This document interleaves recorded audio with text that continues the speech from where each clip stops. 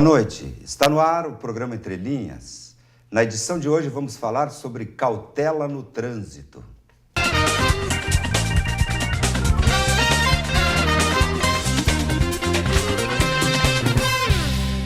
Converso hoje com Leandro Varholz, inspetor da Polícia da Rodoviária Federal aqui do posto de Lajeado, bem como Osmar Vinícius de Quadros, agente de trânsito também aqui de Lajeado.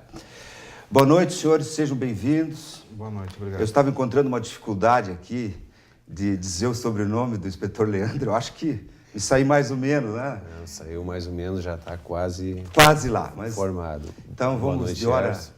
Boa noite, Vinícius. Boa noite. De hora em diante eu vou chamar simplesmente de inspetor Leandro, daí é tranquilo aqui. Tranquilo. E o Vinícius aqui, que eu já conhecia, muito querido aqui na comunidade. Muito bem.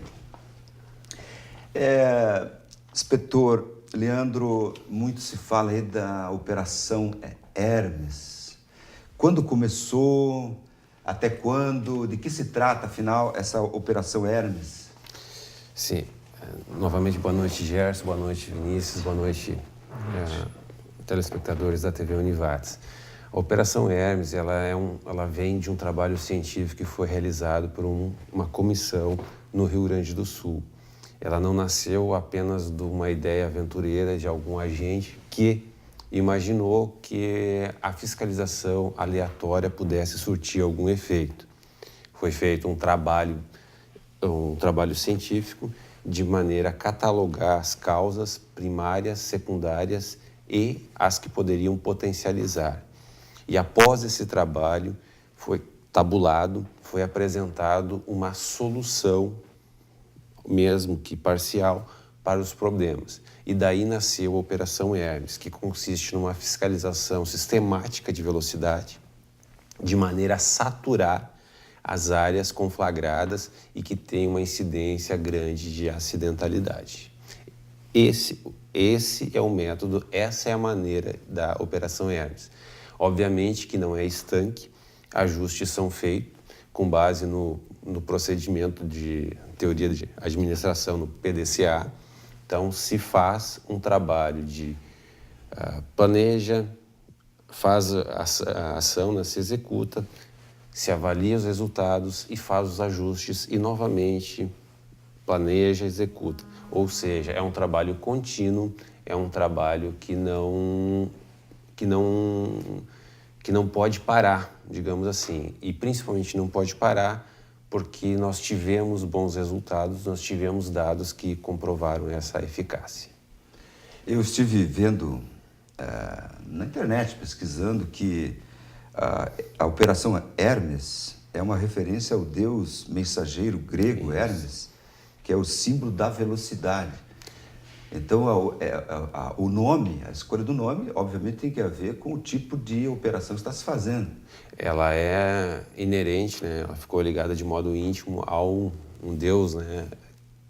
que representaria a velocidade. Então, mas na realidade a Operação Hermes ela está combatendo os excessos, os abusos. Esse é o intuito, né? Essa é a maneira. Há que se colocar que hoje se trabalha na Operação Hermes com o objetivo de pegar os abusos maiores, os excessos maiores. Situação que a gente não teria condição de fazer fosse os equipamentos mais antigos, aqueles radares que ficavam estáticos e fotografavam todo mundo.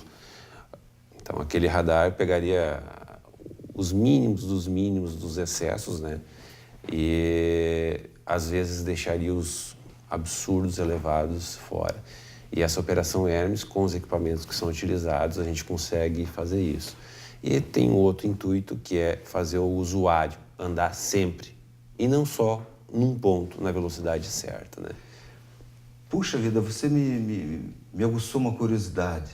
Você disse que os radares antigos podiam não flagrar velocidades? O radar antigo, ele capta num perímetro, digamos assim, numa distância não tão grande. Esse radar atual, a 1 quilômetro, ele já capta o veículo num excesso de velocidade. E por assim ser, ele tem uma eficácia maior. Então, se o usuário diminuiu depois que foi flagrado ou não diminuiu, não faz diferença. Diferente do outro equipamento, o antigo, que uma não captava a essa distância. E quando mais próximo, então já o equipamento, quando captava, já estava numa velocidade ínfima ou bem abaixo do normal. O motorista já tirou o pé, já dava uma seguradinha. Chegava próximo, obviamente, onde estava o aparelho, já não estava em velocidade superior ao limite. Exatamente, mas não é essa a questão, porque quando a gente trabalha com o objetivo de precaução, que é o intuito maior, que é evitar o acidente, o intuito não é flagrar também o condutor. Porque se nós, veja bem, nós temos saindo da velocidade, qualquer outra ultrapassagem, o intuito nosso é deixar uma viatura escancarada, exposta, com o objetivo do usuário não ultrapassar. Porque ele não ultrapassando, ele não se acidenta. Aí nós atingimos o nosso objetivo. O meio para atingir o objetivo é deixar a viatura exposta no lugar que o usuário visualize e iniba ele fazer a ultrapassagem. Para nós não adianta e não resolve, não surte efeito, colocar essa viatura após. Aí ele pode ultrapassar em lugar proibido, o agente faz a multa, mas adiantou alguma coisa? E se esse usuário se acidenta ali? Qual é o objeto finalístico, qual é o intuito maior da polícia? É reduzir a acidentalidade ou fazer a autuação? Então, o que se visa, o que se busca é colocar na mente do agente, é colocar para a sociedade que o trabalho que está sendo feito é para reduzir a acidentalidade. O agente ele não ganha por fazer autuação, ele não ganha por quantitativo de multas, mas ele é cobrado, e isso é diariamente, para que ele tenha atitude proativa para redução da acidentalidade, que é uma cobrança grande.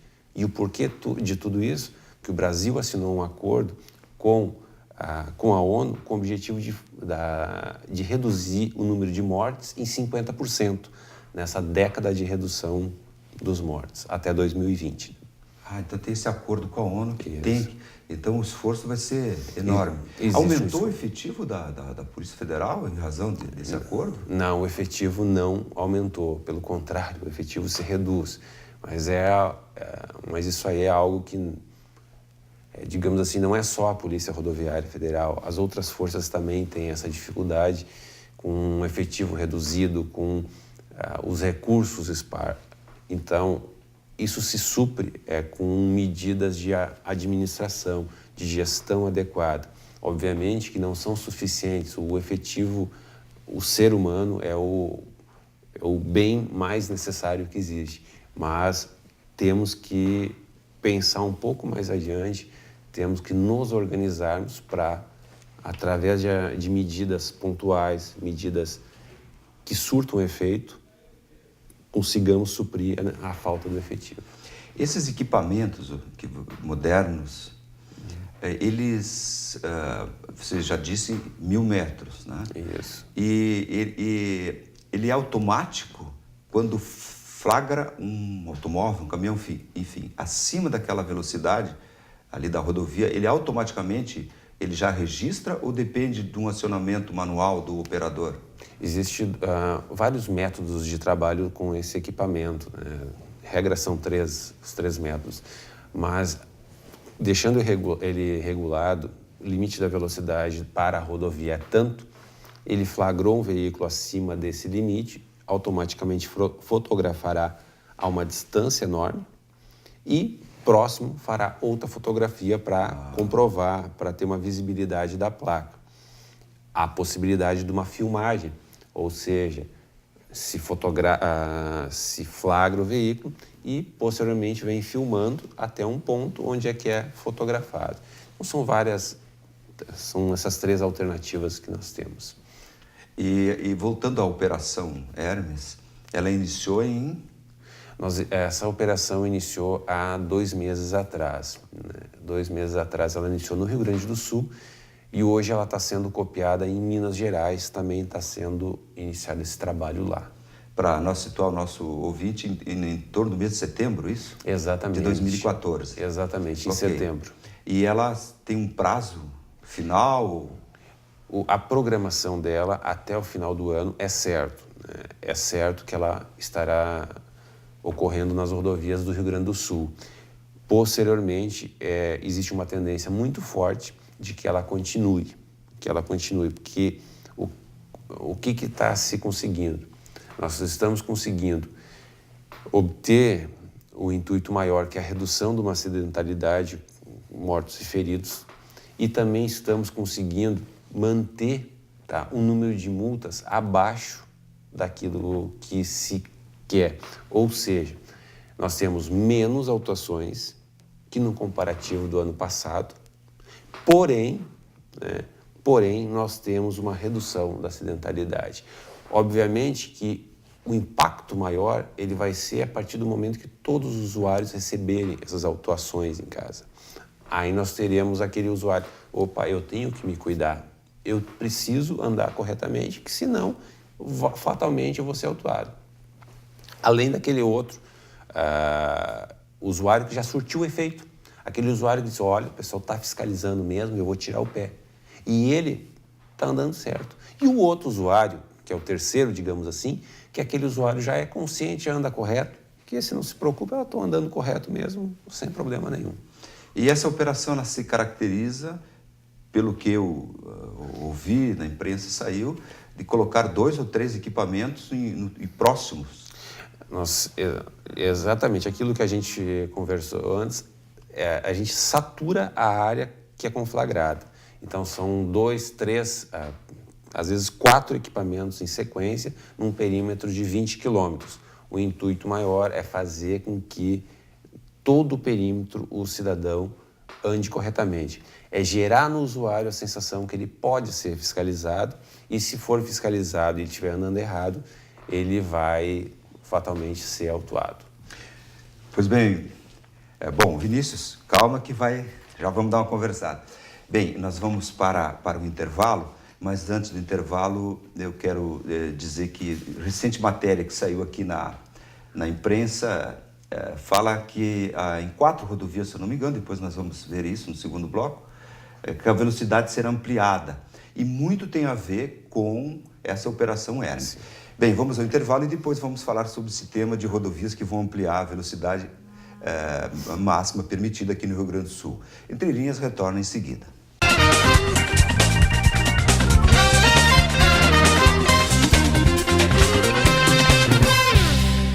Estamos de volta com o programa Entre Linhas, agora no segundo bloco. O tema de hoje é cautela no trânsito. Contamos com a presença do inspetor Leandro, da Polícia Rodoviária Federal de Lajeado, e de Osmar Vinícius de Quadros, agente de trânsito de Lajeado. No intervalo, iniciamos uma conversa que é muito interessante, que eu quero compartilhar com você, ouvinte. Eu conversava com o inspetor Leandro e com o Vinícius acerca que nas redes sociais, se você olhar a opinião dos que ali se manifestam, muitos dizem que as multas têm uma intenção arrecadatória para o Estado. E me parece que não é bem assim, hein, Leandro? Pode compartilhar conosco e com os ouvintes. Para ter uma ideia, quando o Código entrou em vigor, o valor de uma autuação, como de ultrapassagem, em regra, era equivalente a um salário mínimo. Isso era um absurdo de caro. Ela está defasada desde 2002. Desde 2002 não havia uma alteração nos valores. E só porque o telespectador tem noção, o custo de uma autuação para o Estado, às vezes, não é mais caro que o valor da autuação. Uma autuação na faixa de R$80, ela se torna prejuízo até para o Estado, porque ela tem o custo da notificação da autuação, notificação da penalidade. Se o usuário recorrer, tem as notificações das decisões, tem mais o processamento dela, pode haver um recurso para o CETRAN, uma reconsideração. Então, cada procedimento desse, em regra, o Correio cobra em torno de uns R$24 a R$28. Então, calcule o valor dessas seis informações ao usuário, multiplique e verifique se há algum lucro para o Estado. E os órgãos, eles não têm vinculado orçamento às autuações. Então, a gente sabe o sistema de trânsito aqui de Lajeado não tem vínculo nenhum, o PRF também não tem. O orçamento não é vinculado ao quantitativo, às autuações. Ou seja, traduzindo, não há uma expectativa do Estado arrecadar um X anual por orçamento por multas. Ou seja, não há uma vinculação nenhuma, não há razão, vocês não têm metas, não recebem nada por isso, é o que foi dito no primeiro bloco. Obviamente, imagino. Vinícius, eu conversava contigo no intervalo, aqui em Lajeado chegou a ter um radar, não é isso? Sim. Hoje não tem. Você explicava a razão por quê? Exato. Nós tivemos um equipamento por vários anos, ali por início dos anos 2000, e trabalhamos com ele mais ou menos uns 8 anos. Eles foram remodelando, aprimorando o equipamento, e o que a gente colhe de experiência disso é que um equipamento desse dentro da cidade, ele transmite muito respeito, e educa o motorista a tirar o pé do acelerador. Porque ele sai de manhã, ele está ligando o rádio, radar vai estar em tal rua. Mesmo tu avisando, muitas vezes ele esqueceu e ele passou da velocidade. Ou se ele se lembrou e ele não ouviu ou não leu o jornal, ele vai pensar assim, poxa vida, vou cuidar. E isso repercute em menos quebra-molas na cidade, e o aparelho, ele é educador. Porque poxa vida, eu não posso ultrapassar porque estão me cobrando, porque tem que ser assim, né? Se tu não cobrar, o pessoal faz o que quer, né? No caso aqui em Lajeado, as lombadas eletrônicas não estão funcionando? Não, são questões de contratos, e esses contratos eles venceram, e então é todo um trâmite legal de novas licitações, de estudos prévios, tudo esse esquema tem que ser feito novamente para a adoção, né, desse equipamento novamente. E o radar também, né? Ou ele tem que ser adquirido ou tem que ser alugado, né?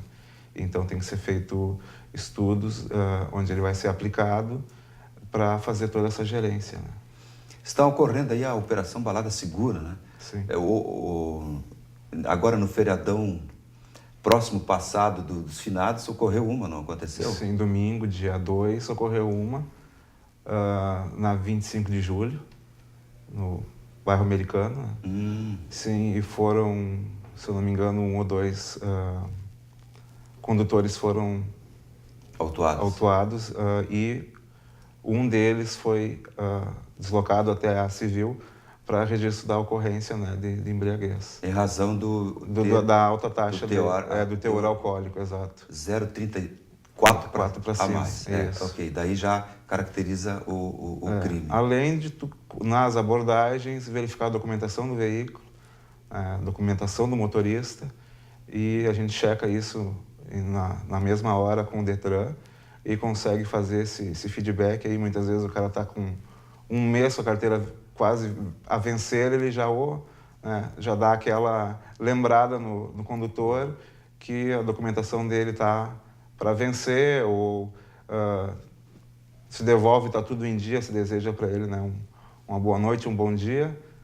Então, se torna educativo e acaba também transmitindo segurança para o cidadão da lajadense, no caso, né, que muitas vezes tu está ali abordando, como é uma operação em conjunto com as polícias, né, federal, no caso, dentro da cidade, a Brigada Militar e nós, mas quando é fora, em âmbito estadual ou federal, a gente conta com a parceria, né, das outras polícias. Então, tu traduz isso tudo, né, essa parte fiscalizatória, também em segurança, porque muitas vezes tu pode estar abordando ali uma pessoa que está para cometer um delito, ou ele coíbe ele.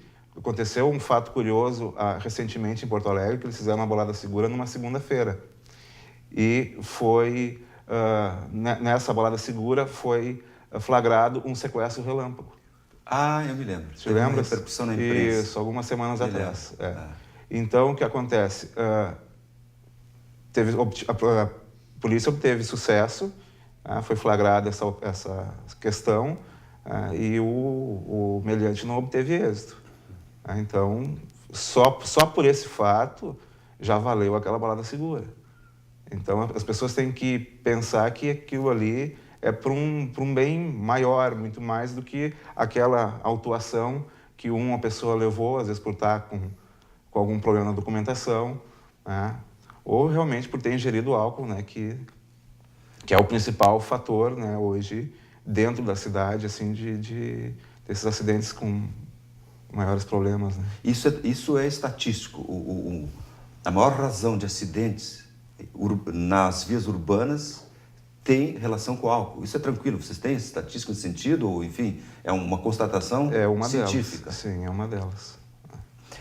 Inspetor Leandro, e nas rodovias federais? As rodovias federais a gente tem que analisar com a questão das variáveis, né, e os tipos de acidentes. Nós temos questão de acidentes com mortes. Hoje, nas rodovias federais, acidentes com mortes, a causa principal, o tipo de acidente que mais causa morte é o acidente, é a colisão frontal. Só para que o cidadão tenha condições de entender, nós temos 40% das mortes que acontecem nas rodovias federais, na BR-386 principalmente, são decorrentes de colisões frontais. 40% das pessoas que morrem aqui decorrente de colisão frontal. 40% na nossa 386 Isso. é em razão de colisão frontal. Isso que o trecho da nossa delegacia, a 4ª delegacia, 36% já é duplicado. 36% já é duplicado, mas mesmo assim, 40% das pessoas que morrem, colisão frontal. E aí, outro dado interessante, mas a colisão frontal é um acidente que não acontece muito, e realmente não acontece. Em 2013, nós tivemos 2,44% dos acidentes na 386 colisões frontais. Esse ano, 2014, até meados de outubro, nós temos 2,94%. Tá? E 25% dos feridos graves também são decorrentes das colisões frontais. Então, é um dado que preocupa. É alarmante. Então, causa de acidente com lesões graves, com vítimas fatais, colisão frontal. Causa da colisão frontal, fatalmente, é a ultrapassagem irregular. É a ultrapassagem forçada, local proibido, em curvas. Esse é o principal dado. Nós temos um segundo fator, que é a velocidade, que nós conversávamos antes sobre a Operação Hermes. A velocidade, ela é um fator preponderante para aumentar a gravidade das lesões, ou ela é um fator decisivo.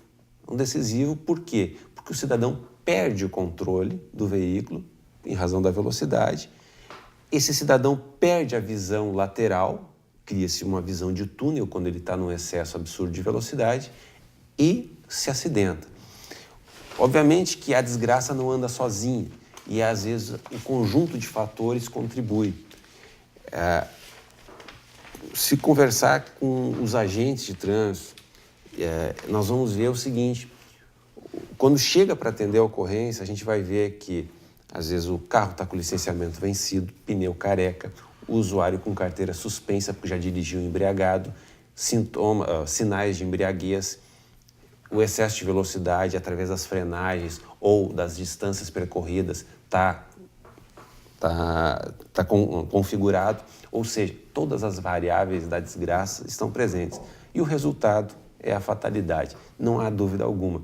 Mas nós, nas rodovias federais, em suma, causa que mais mata, colisão frontal, que é a ultrapassagem irregular. Fator que mais faz os acidentes acontecerem, o excesso de velocidade. E a alcoolemia. A alcoolemia também, para nós, tem um dado muito forte, muito forte. Nós não temos como precisar em absoluto, porque muitas vezes o cidadão vem a falecer e nós não temos como fazer um teste. Esse teste será posterior, a legislação exige que se faça. Nós temos aquele caso que, gravemente ferido, ela é encaminhada para o hospital e fica inviabilizado. Mas dos dados que nós temos de sexta-feira, de sexta-feira ao amanhecer de segunda, praticamente metade dos acidentes, ou o condutor causador ou o outro, está alcoolizado. Puxa vida, que dados interessantíssimos. E esses dados levaram algumas consequências, que foi a alteração do valor das multas, que nós vamos abordar em seguida. Mas eu quero, antes de chamar o próximo intervalo, eu quero deixar no ar uma curiosidade. O inspetor Leandro falou em visão de túnel. E eu tenho um gráfico, que nós vamos ver depois no intervalo, que trata, é muito interessante aqui, uma pesquisa que a distância de reação vinculada à velocidade e a distância que você percorre até parar o teu veículo.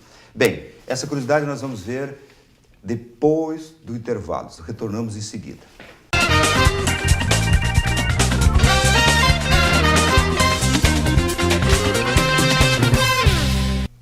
Estamos de volta com o terceiro bloco do nosso programa de hoje, tratando sobre o tema cautela no trânsito.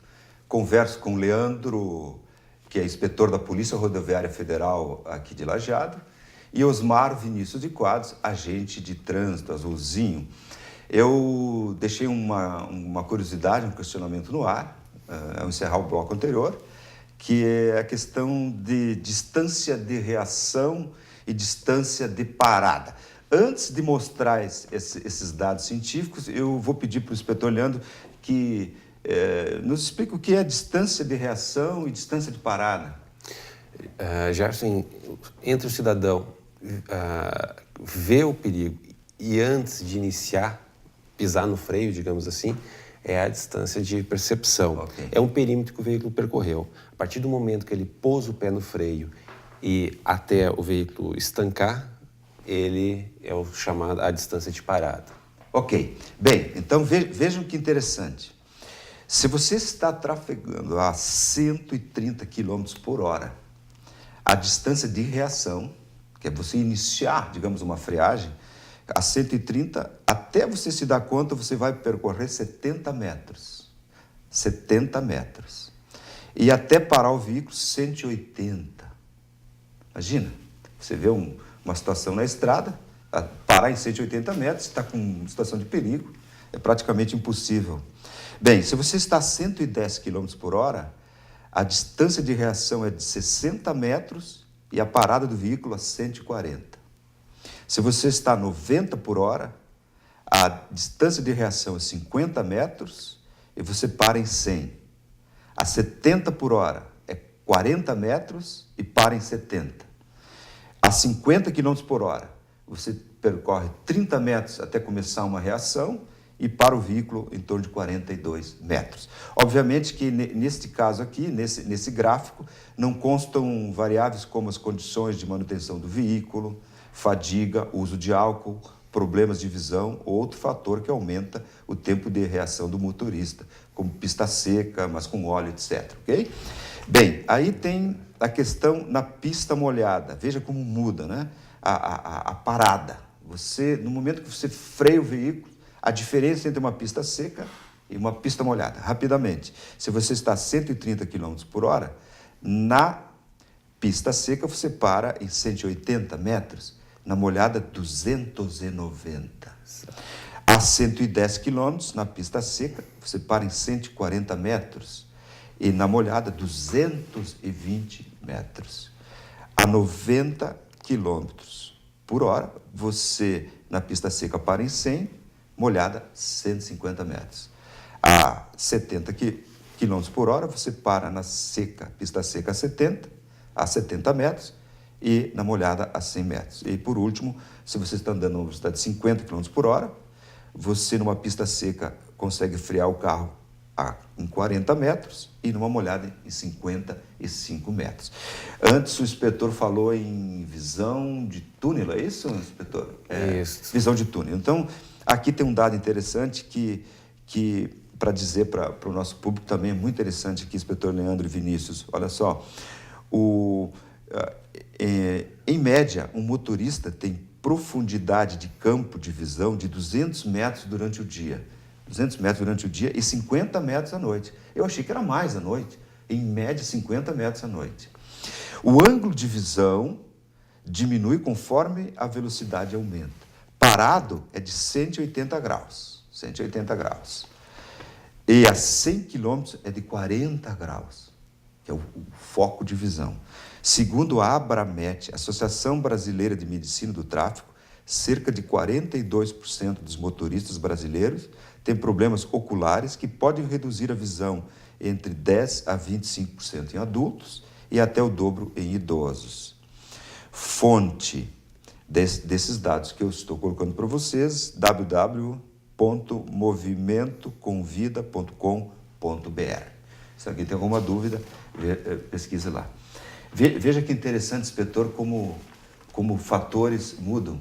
Você dizia no intervalo que essa questão do foco, você está concentrado a 100 km por hora, em torno de 40 graus de visão, e não pode ver algo tal, como você citou, um pedestre. Exatamente. É o perigo, Gerson, na área urbana. O Vinícius deve ter uma experiência muito maior nesse sentido, do usuário, que são muitos fatores distratores que estão nos lados da via, né? Estão interferindo, e o usuário em excesso de velocidade, ele vai fechando o campo de visão e automaticamente deixa de lado essas variáveis que estão circulando na calçada. E aí o pedestre vai atravessar e ele não tem a visão. Por isso que acontece a gente atender acidentes na rodovia, e creio que na cidade também. Eu nem vi o pedestre, né? E o porquê disto? Às vezes a visão de túnel a velocidade estava alta, a visão estava focada só lá na frente e os acessórios, o lado, digamos assim, não estava sendo contemplado pela visão, né? E por isso acontece. Inspetor Leandro, veja, eu estou explorando, Vinícius, mais o inspetor Leandro, que agora eu tenho aqui o jornal Correio do Povo, do dia 4 de novembro, e aqui tem uma matéria que diz que velocidade será ampliada. Em 2015, 4 rodovias federais gaúchas terão um limite aumentado para 100 km e 110 km. Obviamente que os outros meios de comunicação também divulgaram, mas eu estou citando a fonte, que é o jornal que eu, enfim, compilei. Inspetor, essas 4 rodovias aqui são a BR-158, a BR-285, BR-290, terão velocidade máxima até 110 km, e a BR-472 de 100 km. A 472 é onde, hein? A BR-472 é aquela que vai na área da fronteira. Tá. Pega na área da fronteira. Então nós temos retas infinitas lá que dá para andar numa velocidade mais alta. Caminhões e ônibus manterão as velocidades nesse primeiro momento. Diz a matéria que isso aqui foi resultado dos estudos que vocês fizeram em razão da Operação Hermes. Interessante isso. Bem, o que eu quero te perguntar é se há algum estudo para também modificar a velocidade máxima permitida na nossa BR-386, especialmente no trecho duplicado. Sim, a BR-386 existem solicitações muito antigas, desde 2009. Eu recordo que eu assinei um ofício, já encaminhando ao DENIT, algumas alterações nos limites.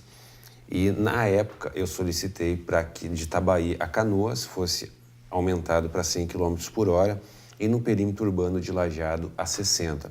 Aquela época, o intuito era fazer com que a gente pudesse fiscalizar efetivamente. Por quê? Nós tivemos uma grande dificuldade que se deixou de fiscalizar por um grande período e o pessoal andava de qualquer jeito. E a gente sabia que muitas pessoas seriam penalizadas se nós fizéssemos a fiscalização aos moldes da sinalização que estava. Então, foi solicitado. Não houve, por parte do DENIT, essa alteração dos limites, mas nós, em razão do número de acidentes, nós fomos obrigados a fazer a fiscalização, inclusive na área urbana de Lajeado, que era 60 por hora. E nós tivemos que tomar uma atitude e fiscalizar, mesmo com aqueles limites que nós entendíamos que incorretos. Iniciamos a fiscalização, houve uma reclamação geral da comunidade, mas conseguimos reduzir a acidentalidade.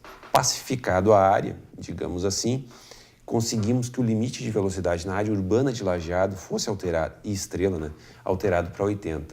Porém, Itabaí e Canoas continuou. Foram reiterados ofícios que nós temos lá solicitando então que alterasse esse limite. Ficamos sempre à espera. Com a Operação Hermes, se comprovou que fazendo uma fiscalização de velocidade, a gente consegue uma redução de acidentalidade. Só que os limites, eles estão defasados. Eles estão muito defasados a épocas que eles foram instituídos. E, novamente, fizemos solicitações, nos reunimos com o pessoal do DENIT, explicamos o porquê e está sendo analisado. Temos uma promessa que, ao cabo do fim das obras de duplicação, haverá uma alteração no limite. Tá? Haverá uma alteração.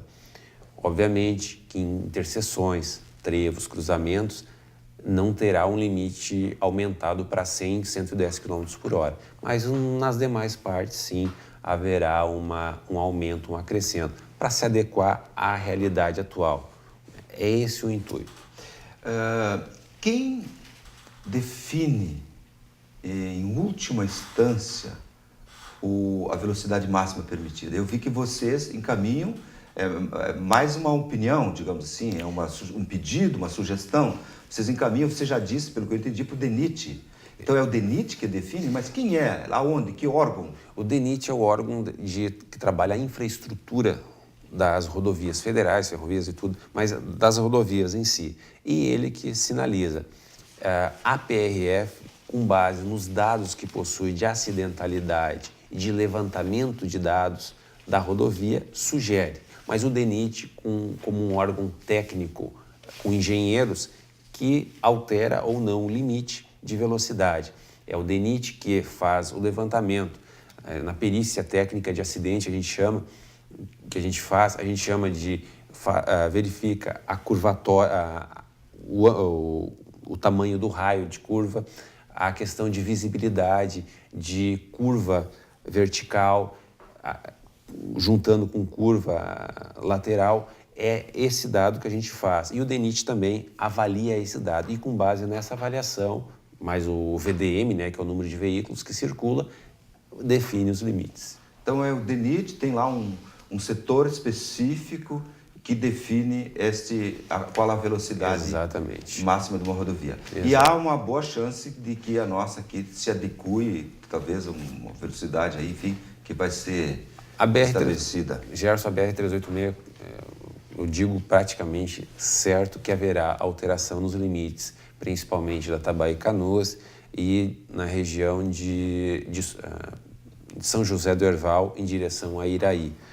Nesse perímetro de curvas, aqui não é temerário alterar o limite para acima de 80, na região de Pouso Novo, região de Marques de Souza. É prudente, é prudente. Bem, nós vamos para mais um intervalo e eu vou deixar no ar uma curiosidade. Existem aqui no Brasil a gente conhece as freeways, nós temos uma freeway aqui, são as autoestradas. Bem, qual é o país do mundo que mais tem autoestradas? A resposta você vai saber em seguida. Entre linhas, retorna já.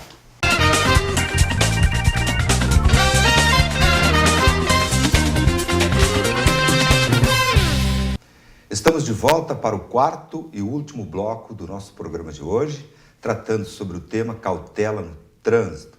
Contamos com a presença do inspetor Leandro, da Polícia Rodoviária Federal aqui de Lajeado, e Osmar Vinícius de Quadros, agente de trânsito também de Lajeado. No final do bloco anterior, eu deixei no ar uma pergunta sobre uma curiosidade, né? Qual o país do mundo que tem o maior número em quilômetros de rodovias, autopistas, freeways, autobahn, enfim, que são as autoestradas? O primeiro país do mundo, eu tenho um dado de 2011, é a China, com 85 mil quilômetros de autoestradas. Aqui não entra nesse número as demais rodovias de menores, enfim, pistas simples ou de interiores. Não, apenas as autoestradas. A China é o primeiro país do mundo com 85 mil quilômetros, dados de 2011. Segundo lugar, os Estados Unidos. E eu encontrei na internet dois dados, um com 75.376 quilômetros e um outro com em torno de 83 mil quilômetros de autoestradas nos Estados Unidos. Terceiro lugar, o Canadá, com mais ou menos 17 mil quilômetros de autoestradas. Quarto lugar, a Espanha, que em torno de 15 mil quilômetros, dados de 2008. Quinto lugar, a Alemanha, com 12.800 quilômetros, dado de 2010. E o Brasil, dado de 2002, é o que eu encontrei, provavelmente pode ter outros dados mais atualizados. De 2002, nós temos em torno de 10 mil quilômetros de autoestradas. A autoestrada que eu me refiro, para nós gaúchos, nós só temos o trecho Porto Alegre-Osório, que é a Freeway. Esse que é o critério de autoestradas. Bem, eu quero aqui fazer um pequeno depoimento. Até conversei com a produção, acho que não há problema nenhum. Eu tenho alguma experiência de viajar aí pelo mundo, rodovias do Uruguai, Argentina, Chile, Peru. Tá? Fui a Ushuaia de carro, inspetor e Vinícius, de carro. Eu e um sobrinho, fiz 4 mil quilômetros. Então, ali o sul da Argentina, a Ruta 3, porque a Argentina ela começa a Ruta 1 no litoral, ela pega a capital e ela só... As BR deles, digamos, as rodovias federais deles, começam num raio A1, A2, A3, A4, A5, e vai fazendo um raio da capital até a 14, que é a fronteira aqui do norte. Então, lá para o sul, a 3 sai de Buenos Aires e vai a Ushuaia, que é o final, é o fim do mundo que eles chamam, lá no Parque La Pantalla, 3.000 e, se não me engano, 49 quilômetros, percorri toda ela, enfim. Chile, já percorri mais alguma coisa. Peru, terrível o Peru, terrível. As cidades peruanas, Puno, Juliaca, o trânsito é terrível, terrível. É quem buzina primeiro na esquina, e eles têm um ouvido fantástico. Eles sabem quem buzinou primeiro, é um troço louco para nós, terrível. Bem, tenho alguma experiência em rodovias, em autobahns na Alemanha, fantásticas. As rodovias mais perfeitas que eu andei são as autobahns alemãs. Para vocês terem uma ideia, lá, em muitos trechos dela, a velocidade é livre, realmente livre, são rodovias perfeitas. Eles têm aqui, como eu disse, 12.800 quilômetros. Tanto que, por exemplo, onde que há 3 pistas que vão, 3 que vêm, você só pode andar quando a velocidade é livre. Na pista da esquerda, se você entrar a mais de 190 km por hora. Caramba. Se você entrar a menos 190, certamente vem uma Porsche, um carro e vai te passar por cima. Tá? E lá na Alemanha é muito fiscalizado a velocidade mínima. Porque nessas autobahn, a velocidade mínima é super importante. É muito fiscalizado porque ocorrem mais acidentes em razão da velocidade mínima do que da máxima. Bem, para você ter uma ideia, se você parar num daqueles postos magníficos que tem nas autobahn alemãs e você ficar olhando direto para a pista, você não identifica, olhando reto no teu campo de visão, naquele ângulo que a gente viu de foco, você não identifica o carro que está passando na terceira pista. Só vê um... Para ver, tem que olhar lá adiante. Opa, uma Porsche, opa, uma Mercedes, opa. Então, fantástico, rodovias seguríssimas. Uma curiosidadezinha, eu estava indo de Munique a Dresden, numa autobahn dessas, e no lado, ali é na região antiga do leste da Alemanha. A Alemanha teve a oriental e ocidental. Então, quando a Alemanha voltou a se unificar, o Ocidente reconstruiu as rodovias lá. Então, construíram rodovias magníficas, autobahns magníficos no lado do leste. E andando numa dessas, de Munique a Dresden, essa é uma curiosidade rápida aqui, eu tinha alugado lá um carro popular deles, para eles é popular, uma BMW lá. E eu vi no espelhinho que no lado da autobahn tinha o trem-bala, que para eles é o ICE, o trem-bala. E estava a pista, e eu vi no espelho o retrovisor da direita que estava vindo lá atrás o trem-bala. Eu disse, poxa, esse não vai me passar. Fui a 220 por hora e ele passou no meu lado, assim. E eu fiz uma imprudência, inspetora, você não pode me multar aqui no Brasil. Eu tirei uma foto, estava com a máquina aqui, tirei uma foto do velocímetro para mostrar para os amigos, 220 por hora. Obviamente que tudo super seguro, rodovia perfeita, não oscila, tudo perfeito. Bem, mais uma curiosidade, numa autoestrada da Itália, mais uma curiosidadezinha que eu vou contar aqui, entre Milão e Veneza tem uma autoestrada, em italiano eles chamam lá autobahn na Alemanha e autoestrada na Itália. Essa autoestrada tem a seguinte característica, você ao ingressar na autoestrada, passa numa cancela e tira um ticket. Ela é pedagiada, tá? E você andou 100 km, ao sair, você põe o ticket e ela vai te dar só paga o que tu andou. E mais outro detalhe, ela tem um limite de velocidade. Não me lembro se é 120, 130. E como você, ao ingressar, dá a hora e o quilômetro que você está, e ao sair, você coloca o ticket, vai dar a hora e o quilômetro que você saiu, automaticamente a máquina calcula a tua velocidade média. E se está acima da velocidade da pista, você já é multado. Só te abre a cancela se você pagar a multa. Poxa. Então o que ocorre? Os italianos adoram correr, né? Então nessa autobahn é muito comum, eles dão um ferro, lá no final eles param no último posto, o penúltimo, ficam esperando passar o tempo para eles poderem ir na cancela. Que, tem os autogrill, que eles chamam de estruturas assim para receber os motoristas. Bem, curiosidades aí que fica aí.